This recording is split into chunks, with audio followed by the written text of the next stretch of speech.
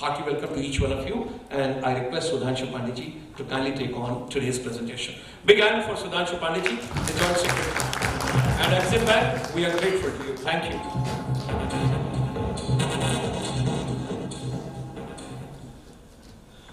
Honorable Minister for Education, Government of Arunachal Pradesh, Excellencies, all distinguished guests, Mr. Apan, Chief Secretary Assam, and very distinguished participants present here.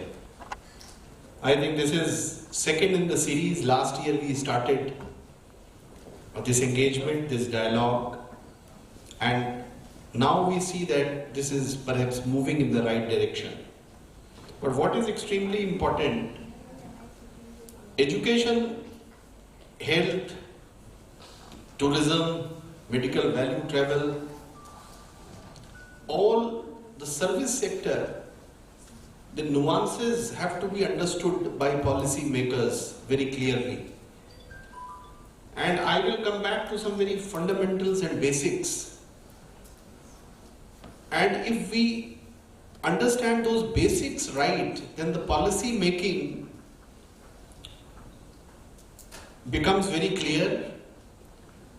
Policy making benchmarks itself with the global standards. Now today what is happening? Today the technology has virtually eliminated the barriers of distances, barriers of even physical presence in many cases, and sectors like health, education, which nowhere in the past thought could be managed remotely,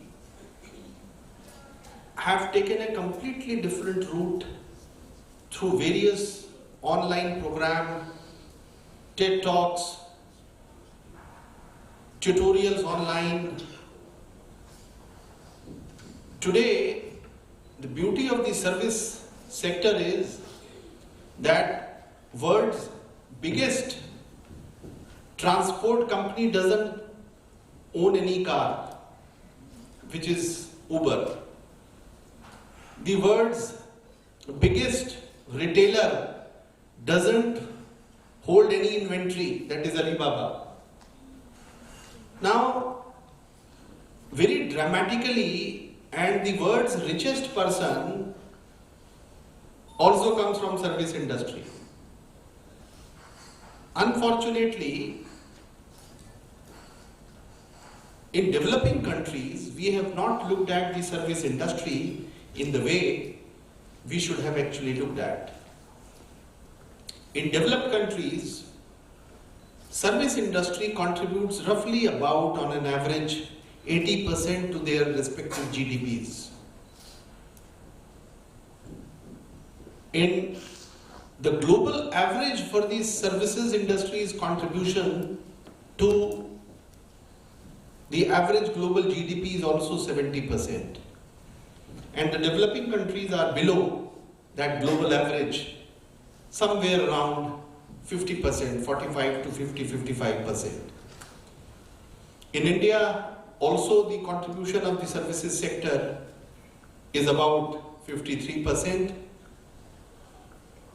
And most of it is in the informal sector. It has its own advantages, but it has its own challenges. The challenges, the informality of the sector brings a lot of flexibility, dynamism, and livelihood to masses across at minimal investment with very high return on investment. But then the challenges are that because of that informality of the sector, the standards vary very hugely. Say for example, the sectors, two sectors where we have focused, health and education. Let us talk about this. You have now almost 1,000 universities across India almost 50,000 colleges.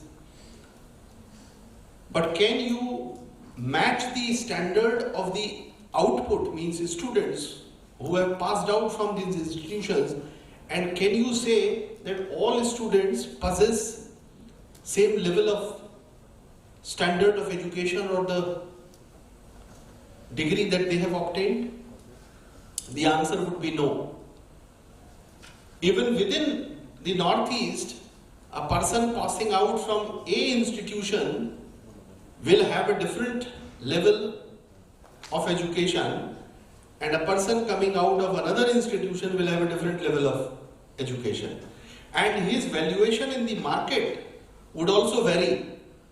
Coming from A institution would carry a different market value, coming from B institution will carry a completely different market value. Take the example of your own child. Right from the day one, the child is preparing to go for a school, you start looking for the best school. You don't send him or her to any school in your neighborhood. No, you are looking for best school. Now, why this so much of variation? Now, this is what is the challenge, and I am leaving it to policy makers that this has to be corrected. Whereas in the developed countries, the spectrum of the change or the variance is minimal. In developing countries, this spectrum of the variation is huge.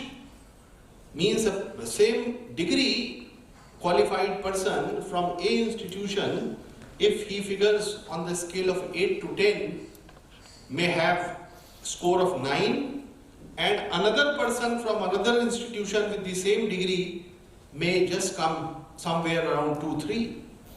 That is the difference. Now, the challenge for the policy makers, therefore, is how to correct this. Because unless you correct this, so what you are basically creating, you are making investment in the sector, you are giving output, but that output is not matching the value which market should actually attach to that product. Now, this is extremely important question for policy makers to address. How do we address this?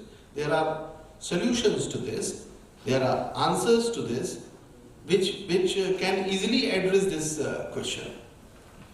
Now, same is the case with the medical side. Now, we recently started negotiating, and finally that as part of the CECA with Singapore, the Comprehensive Economic Partnership Agreement, we negotiated with them, and Singapore agreed to take Indian nurses because they are short of the trained paramedics, and they agreed. But then they said that we will identify the nursing colleges on our own. Why? Because again, the mismatch in the standards of nurses coming from different colleges is huge. How do we fix this problem? Now, two major issues come, and since the Honorable Education Minister is present here, and from Assam, Mr. Epan is present in the policy making position, I will leave certain thoughts which the state government, because both health as well as education, they are the state subjects, and for them it's very easy to take various decisions. Number one, state government will have to realize that in the higher education, state government on its own cannot meet the requirement of investment. The state's priority has to be primary education and the middle education. And therefore, for higher education, the framework of the policy should be such that the private sector comes and makes an investment. Because ultimately the private sector will drive the quality, will drive the output, as per the standards, and then the market forces will determine its valuation. And if the institution is not good, it will not be able to attract the students. So for higher education, the policy framework should provide for investment opportunities for the private sector, and it has to be done very aggressively. How it can be done? You have models available globally. How did the Cambridge come? How did the Oxford come? How did the Boston come? These are all education towns and cities where the entire ecosystem is built, and they thrive only on students coming from all over the world, which fortunately we had in the past. The Nalandas, the Takshilas of the past basically represented that model, where students from all over the world used to come and study. Now that is one aspect, that a very clear policy framework has to come out in public domain to attract the private sector investment. Now this is first part. The second and very important part is that of the regulation. Now we in the Department of Commerce, we are engaged with the Ministry of Human Resource Development. Different models, the basic fundamental law currently in India prescribes that all educational institutions will have to be non-profit institutions, because they cannot be driven by profit motive. That's a very noble thought. It's a very good thought. But for any institution to actually survive and plow back investment, it has to generate surplus. Otherwise, the investment will not come. And therefore, what is required, that even within this sector, the competition has to be healthy. And how do you do that? You do that by participating in independent ranking program.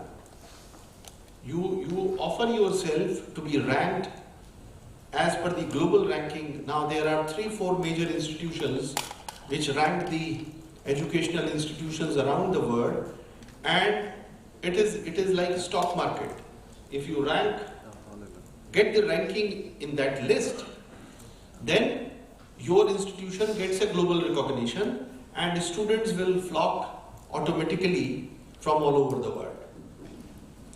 For the service sector, the 3 thumb rules for the sector to be promoted in a very systematic way, they relate to 3 aspects. One, what are your licensing requirements? Licensing or registration requirement, which means if supposedly I have to open a hospital, or if I have to open a medical institution or educational institution, what is the process? The process has to be simple, because what has not happened in the past 70 years, that we have opened so many windows of clearances that the person who is wanting to open these institutions, he will have to run to 100 places, and by the time he prepares himself to open, he will be fed up and decide not to invest and open. So first and foremost requirement is, what is the licensing requirement and procedure? That has to be streamlined. That is well within the realm of the state governments, and it can be easily revisited with the industry. Global models are available. What should be and what state should be offering. The second are the qualification requirement. Now you don't allow anybody to do any business in anything. Means if you have to ask somebody to run educational institution, then he should have competence in education. His credentials should be strong. So the qualification requirement therefore becomes very important, and it should be spelled out very clearly, that what are the qualification requirements if you were to open or allow any institution in the service sector, any sector. Now I am giving this framework which is accepted globally. And third, again extremely important, what are the technical standards that you are going to prescribe? Because don't micromanage. Today things have changed. I don't have to ask even my own child every day that how you are, whether your studies are going fine or not. Ultimately, I have to give him what destination he has to reach or she has to reach, and provide a framework in between milestones just to monitor that yes, those milestones are being met, and at the end, therefore, the output is bound to be good. Because if milestones are well defined, then the journey will definitely get completed. Now that is the case with the service sector. So what are the technical standards? So when I am talking of technical standards, how do you, the state government has to simply provide those standards, again, benchmark those standards with the global practices. So what many countries have done, and this is what now India is also contemplating. It is already now, Niti Aayog has already moved a proposal, say for medical profession. Now you may pass out, and Assam government, Arunachal government can very easily introduce that system in order to filter the quality, that you may pass out from any institution, I don't mind. That is the education that institution has given. But if you were to, then register yourself either as a teacher or as doctor or as nurse. I introduce a professional competence examination. If you clear that exam, then you are allowed to take up that profession. Now Government of India has already done that for teachers. And you know, in the first year, the pass percentages were less than 3%. Now, that is what is required. So I need not monitor the quality of education in any institution on day-to-day basis. But if at the end of the education, whosoever is wanting to take up profession related to that qualification, I will have a filter examination which will ensure that only the right quality of product actually enters the profession. Now in UK, a doctor has to take examination every 5 years. So he doesn't passes out once from the medical college. Fine, you have passed the medical, but then there is lot happening in the medical sector and you need to update yourself. So every 5 years, whether your knowledge is up to date or not, you have to write that examination to be qualified to be a practitioner. Now all these things what they will do, the credibility of any institution, if say for example Assam and Arunachal introduce professional qualification examination after you have qualified for each sector, the recognition of that product which actually passes out this exam, in the market there will be takers straight away. You need not re-establish your credentials because the market value of that product will become very high. I give you a very simple example. Working on this concept, few youngsters started a company in Gurgaon, and that company now is doing phenomenal. So since governments are not doing this, so they said we will do it privately, and you do the Google search, it will come straight away. The name of the company is Aspiring Minds. Now what these Aspiring Minds boys and girls do, they were 2 IITians and 1 from IIM. They started this company, and this Aspiring Minds company does simply, it benchmarks people. They have their own examination system for UK, for US, and the UK and US and other governments, they recognize that if anybody in a particular profession comes through Aspiring Mind process, then they will accept that professional in their respective country because they have designed those modules accordingly. The limited point that I am trying to make is that state's role now has to change. The state has to ensure these three things only. What are the licensing requirements, what are the qualification requirements, and what are the technical standards? Now, if you can meet these three things in any service sector, you will be able to ensure quality of the end product. Now, why it is important? Now, this is also very important to understand. Say, for example, I am carrying this phone. Now, when this process is started, the product value of this phone and the services value of this phone was roughly in the range of about 90 to 10, which means 90% was the value in the product of various components, physical components, and 10% was the value of these services, which means the software, the IPR, the marketing, the advertisement, everything. But today, it is just the reverse. Now the actual value of components in the phone that we are carrying is not more than 10% of the value of the product. Rest 90% are the embedded services. And these embedded services are in shape of software, in shape of IP, in shape of marketing, research, design development, everything is service. You will be surprised. Take the example of car. Why I am giving these examples? Because it's time for us to understand that the service sector's importance has to be understood. If we don't understand the fundamentals, we will not attach that much of importance. Take the example of car.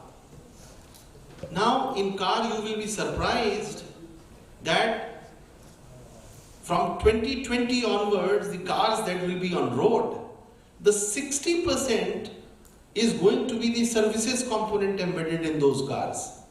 Because those cars will be driverless, avoiding traffic, driven by, regulated by software. So the physical value component of the manufacturing of that car is just 40%. 60% is going to be all services. And this is going to change the complexion of the services sector very dramatically. So if we are not forward looking, we are not preparing ourselves, then we will be further left behind. Now that is what is happening. Another very important thing. Why the technical standards and the licensing and qualification is important. Touch and feel. I again give the example of the phone everyone carries now. You can touch this, you can feel this, you can inspect this, you can visually may like or dislike it, and then make an informed choice whether you want this product or you don't want. Now this is all with the physical product, which are the merchandise. Now services are just the opposite. So 2 points I will make for service. So before buying a service, a product, you can inspect it, visually check it, and make an informed decision. But services, this is not possible. For services, we never realize this.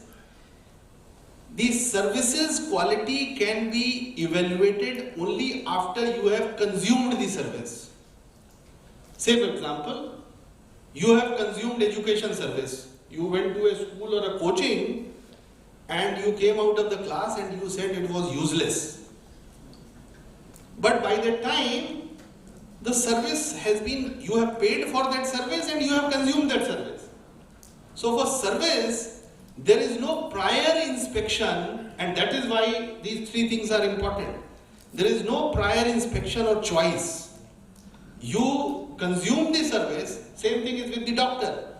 You go for health service and doctor undertakes surgery on you or treats you, and either surgery is good or it is bad. But you realize whether this is good or bad only after you have consumed the service.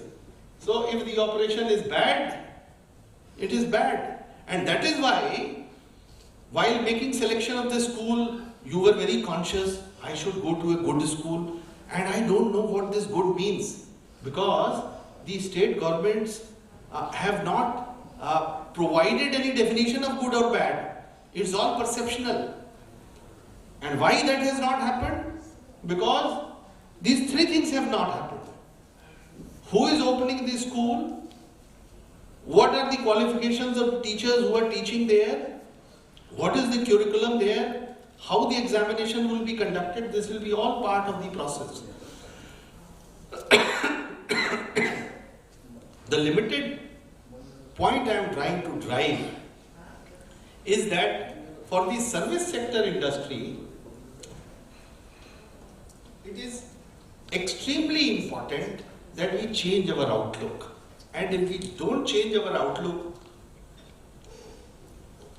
we will not be able to compete in the world in which we are living. Now we want very close cooperation with the CLMV countries. Why? Because of sheer natural convergence and proximity. Why I should be consuming service from and paying more for that service if the same service, same quality of service can be bought at a much cheaper price? Now this is the question that has to come. Why I should be paying more for that service either in education sector or in the health sector? Yesterday, we were in a conference on service itself with the World Bank. World Bank was our partner, and we had people from all over the world, from Europe, from US, Australia, all around. And we raised this issue and they were quite shocked. We said that why in the developed countries now, the health sector is cracking under the burden of the healthcare services. Means on an average, developed countries are spending about 9 to 15-16% of their budget spending on health. And only on health. And it is becoming unsustainable. Unsustainable for a variety of reasons, because no government. And why it has become? Because the structure of the whole system is such that you have restricted insurance companies not to make a choice where the competitively priced services are available. And we then had discussions. We had representatives from leading hospitals and very renowned doctors making the presentation. And they said that on an average cost of treatment in India for any chronic ailment, including the liver transplant, kidney transplant, now heart transplant, is 1/10 the cost what it is in Europe and US. For treatments like hepatitis C is a very much less detected, but after the HIV/AIDS, this is the biggest killer and more deadlier, because for this treatment, except one, there is no treatment available. And you will be surprised that the cost of treatment of hepatitis C in India is $500. $500. Remember this figure. and cost of the same treatment in Europe and US is $80,000. So what is happening now? Lot of people are coming from there, but their insurance companies don't reimburse. Even then they say it is better for me, because if I pay $80,000 in US or in Europe and 90% is reimbursed by the company, even then I will have to pay 10%. And that 10% will also be $8,000. So here I will come, cost of treatment $500, another $1,500 for my travel, stay and everything. So in $2,000 I am done. So you may remember that some time ago, a very prominent journalist suffering from this disease came from Australia, and he got treated here. And then he wrote a big article in Times of India saying that why did he come to India and why he is happy. And then he advised their governments that what they should be doing, letting the insurance companies port their insurance if it is cheaper elsewhere. So who gains in the process? Both governments gain, people gain, and insurance companies gain. Because an insurance company which was otherwise paying 90% of $80,000, $72,000, will have to just pay $500 now as a reimbursement. So if we don't prudently follow good policies, ultimately leads to there. So here is a point for the northeastern region and CLMV countries to explore possibilities, how we can collaborate in terms of policy making, so that ultimate gain happens to our people. If people can have access to good medical health care at affordable cost, as governments, how do we facilitate this?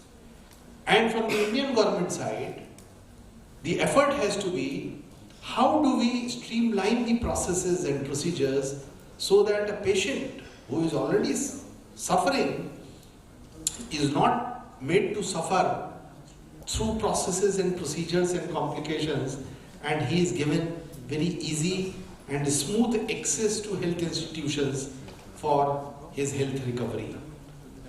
Now same is the case with education.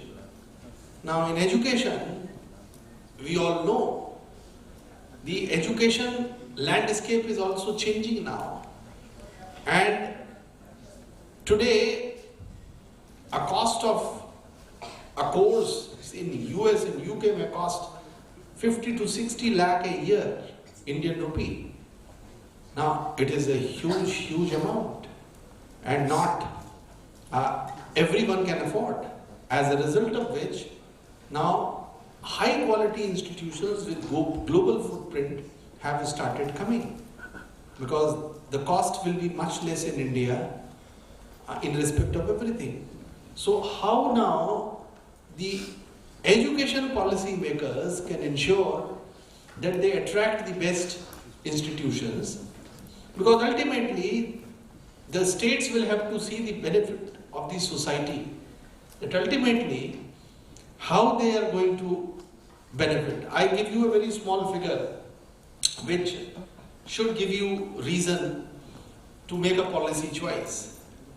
Indian students spend about 20 billion US dollars, means roughly about 1,30,000 crore every year as education fee to foreign institutions. Now if only those good quality institutions were present here itself, this outflow of the foreign exchange, if not get completely eliminated, will get considerably reduced. And also, you will start attracting foreign students. And in a globalized world today, unless you live together, study together, tomorrow you cannot work together. Now it's extremely important that if in a globalized world we have to work together, then in the early stages of life we have to live together also and study together also. Now for the northeastern region again, the huge policy option, how to attract, and you have some beautiful locations. Look at the Britishers, what they did when they were present here as colonial masters. They have chosen the best of the locations in India and they have set up reputed educational institutions which even today carry good names. You start from South India, Ooty, Kodaikanal, in Kerala, in Darjeeling, in Shimla, in Guwahati.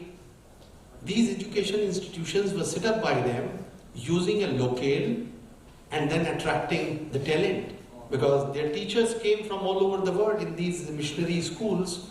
They were transferred in from all over the world in India, and that is what ensured the global standards of the education. So I am very happy that I got this opportunity to again speak, come to you, and my focus today is very limited. Since last year we did the sensitization, now we want the state governments to make policies. Because today the focus of the state government invariably is only looking to cater to their domestic requirement, whether it is education or it is health, but they miss a very important dimension, which is the global dimension, which is inevitable now. Means if you miss that dimension, then the opportunity is going elsewhere.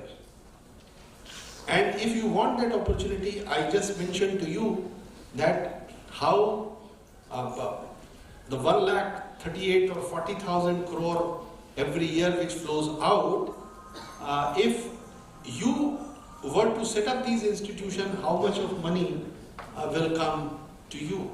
In Kerala, the nursing masihas, the nurses, they get roughly about 25,000 crore every year as remittance. Just one segment. And that contributes immensely to their society, to their families, to their own well-being, and service sector's role therefore gets further emphasized. Last point that I wanted to make is forging partnership with the international organizations.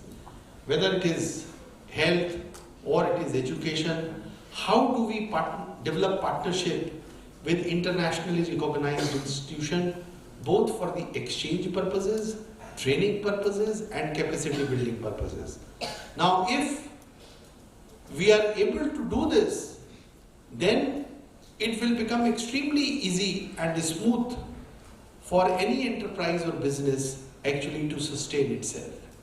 And again, continuous benchmarking of your quality becomes very natural. It comes very naturally.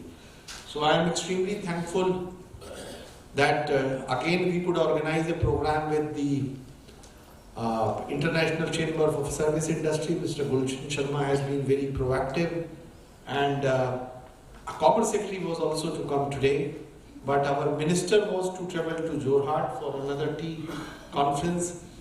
Because of some occupations in Delhi, she had to cancel her program.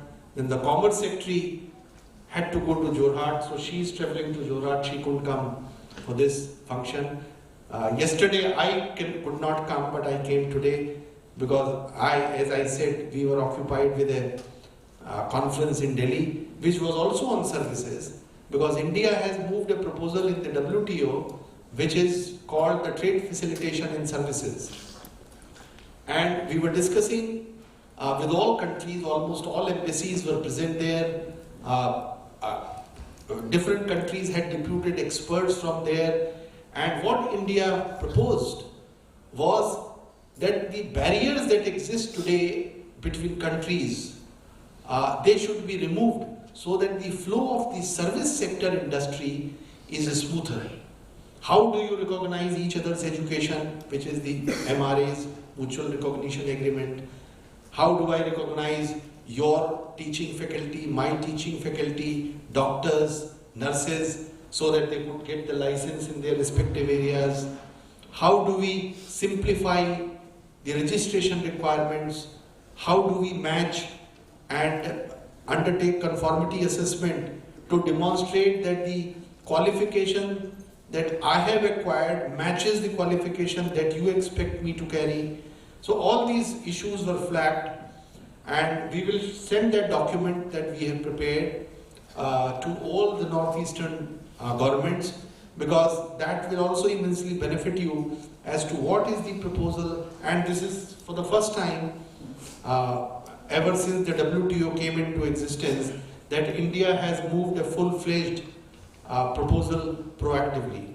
So thank you very much, and thank you very much for this opportunity.